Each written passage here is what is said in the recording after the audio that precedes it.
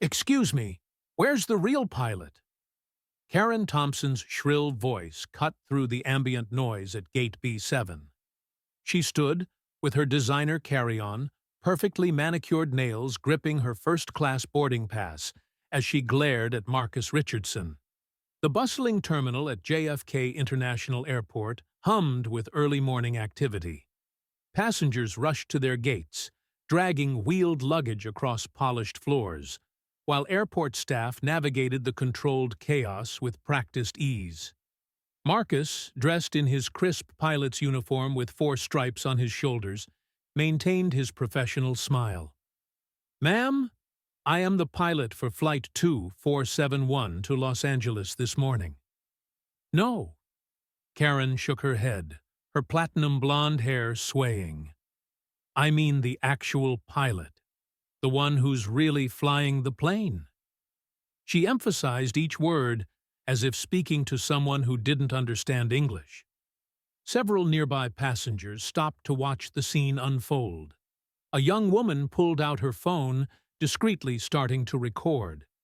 Marcus had started his day like any other, arriving at the airport at 5 a.m., completing his pre-flight checks, and reviewing weather conditions for the cross-country flight.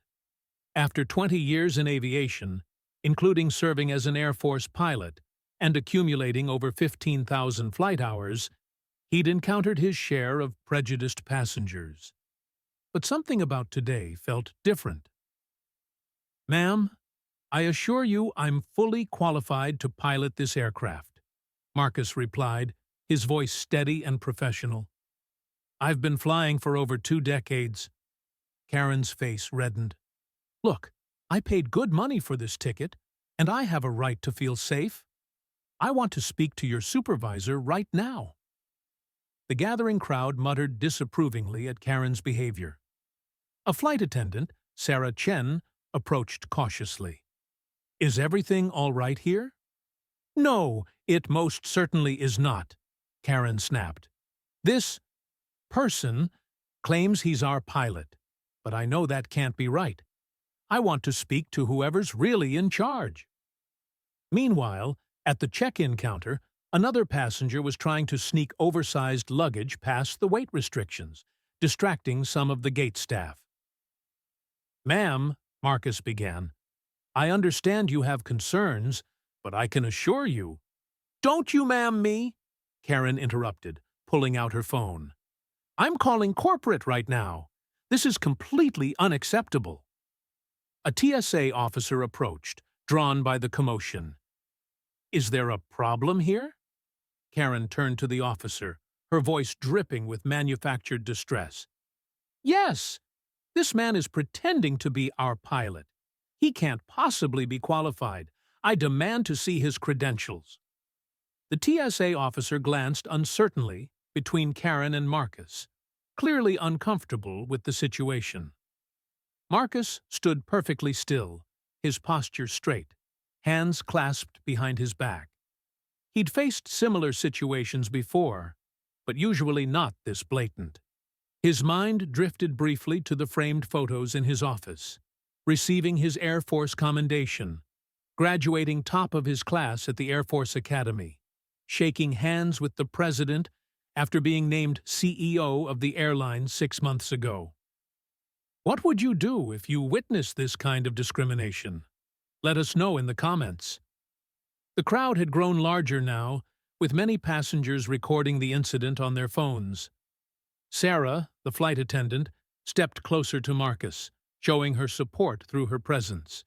"Ma'am," the TSA officer said, "if you have concerns, you can file a formal complaint, but—" "Oh, I'm way past filing complaints," Karen interrupted, furiously typing on her phone. "I'm going straight to the top. I'm calling the CEO's office right now." A small smile tugged at the corner of Marcus's mouth as his phone began to vibrate in his pocket. The tension in the terminal reached a fever pitch. Other passengers started speaking up. "This is ridiculous," called out an elderly gentleman. "Just let the man do his job," shouted another passenger. "Some people are so ignorant," muttered a woman in business attire. If you believe in standing up against discrimination, hit subscribe and tell us where you're watching from. Karen held her phone to her ear, tapping her foot impatiently. The phone in Marcus's pocket continued to vibrate.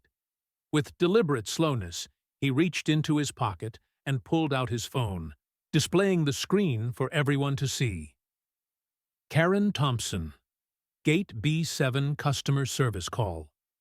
The color drained from Karen's face as Marcus answered his phone, his voice echoing both directly and through her phone's speaker. This is Marcus Richardson, CEO of Skyline Airlines. How may I help you today?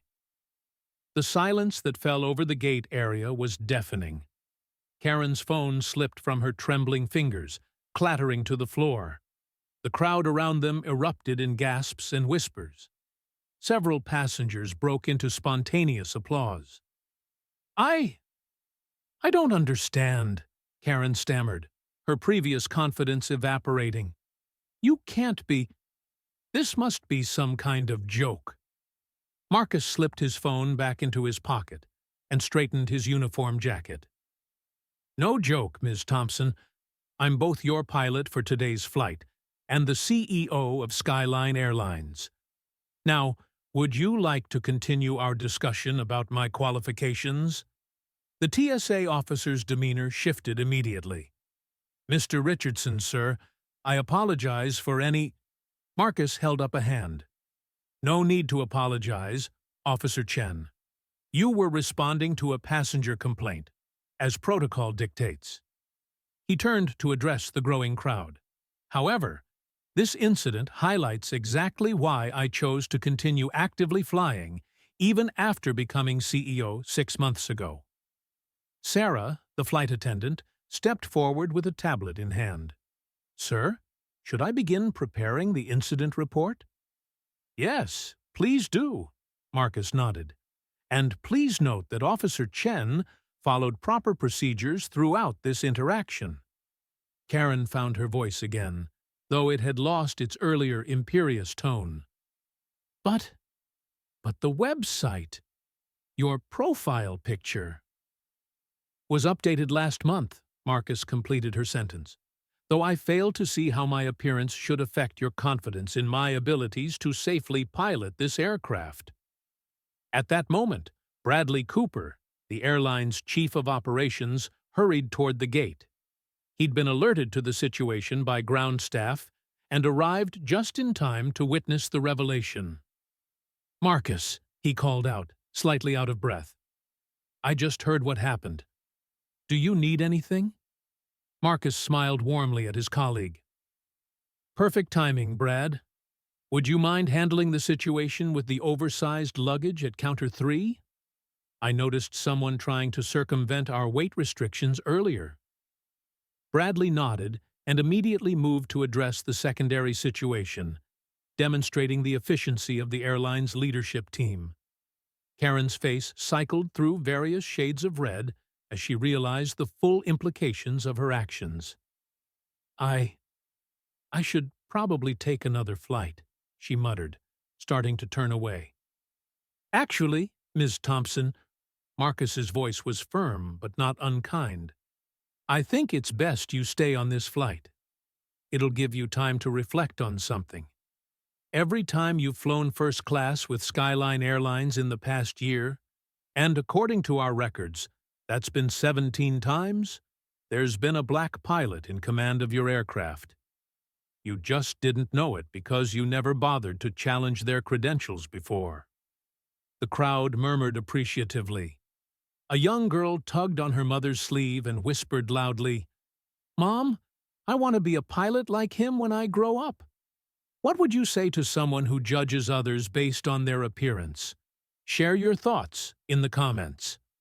Sarah returned with the incident report displayed on her tablet. Sir, I've documented everything, including witness statements from passengers who were recording. Would you like to review it now or after the flight? After the flight, Sarah. Right now, we have passengers waiting to board, and I never let personal matters delay our schedule. Marcus turned to address the gathered crowd. Ladies and gentlemen, I apologize for the delay. We'll begin boarding shortly, starting with our first-class passengers, including Ms. Thompson. The situation had drawn the attention of airport management, and the terminal supervisor, Janet Martinez, approached the group. "Mr. Richardson, we can have Ms. Thompson removed from the flight if you'd prefer." Marcus shook his head. "That won't be necessary, Janet. But I would like to discuss implementing additional training programs for airport staff regarding bias awareness. Perhaps this incident can serve as a catalyst for positive change."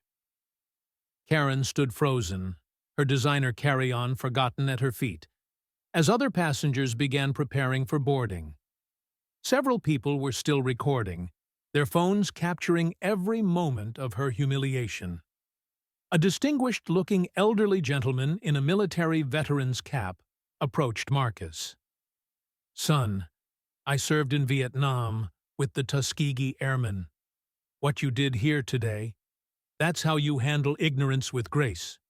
Would you mind if I took a picture with you?" "It would be my honor, sir," Marcus replied, standing proudly beside the veteran as Sarah took their photo.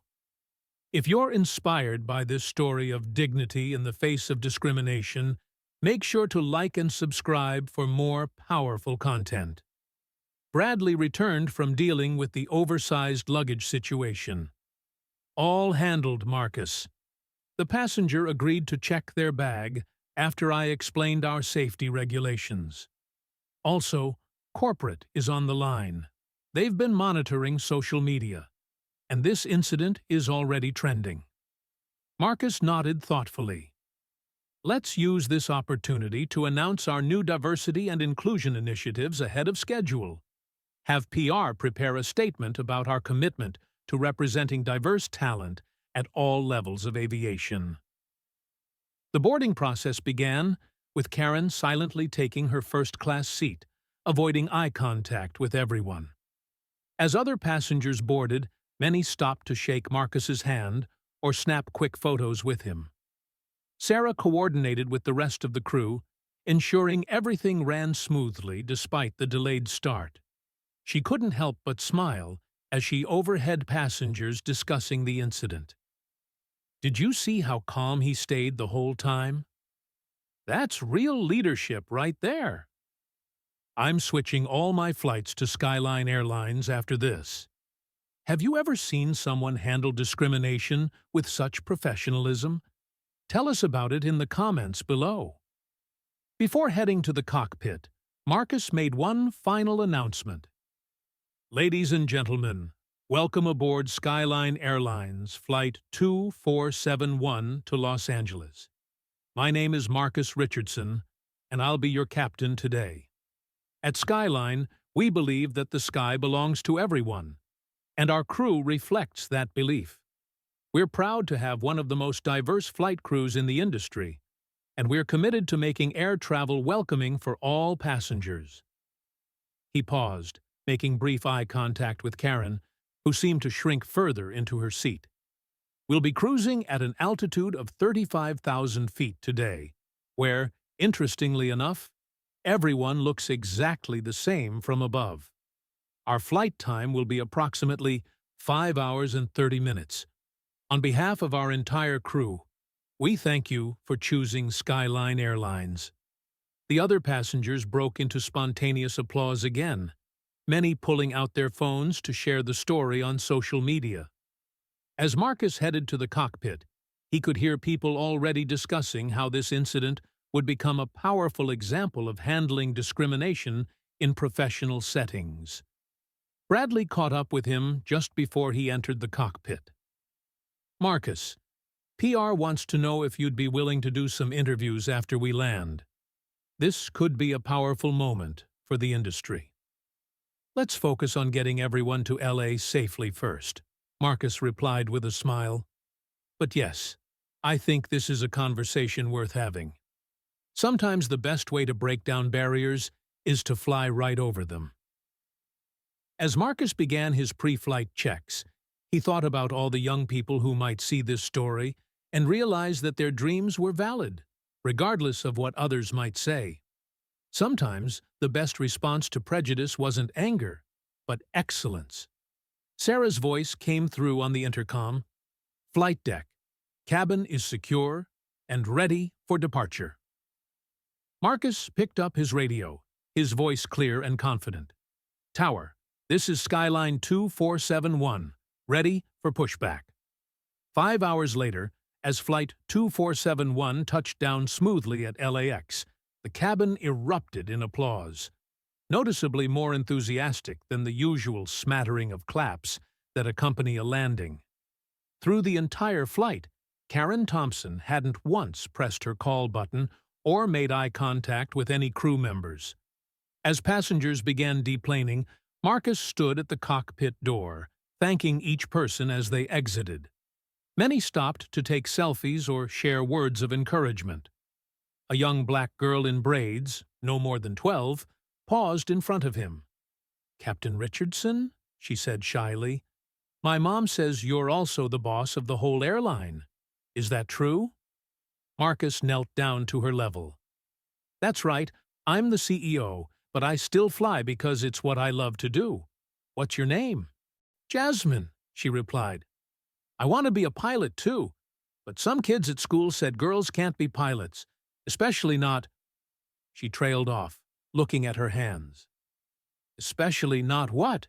Jasmine?" Marcus prompted gently. "Especially not black girls," she whispered. Marcus pulled out his business card and wrote something on the back. "Jasmine, 20 years ago, someone told me that black men couldn't be airline pilots. Now I run the entire company. Here's my email. When you're ready for flight school, contact me. We have a scholarship program specifically for young women of color interested in aviation." Jasmine's mother, recording the entire interaction on her phone, wiped tears from her eyes as her daughter hugged the pilot. As the last passengers deplaned, Karen Thompson lingered in the jet bridge, clutching her designer bag.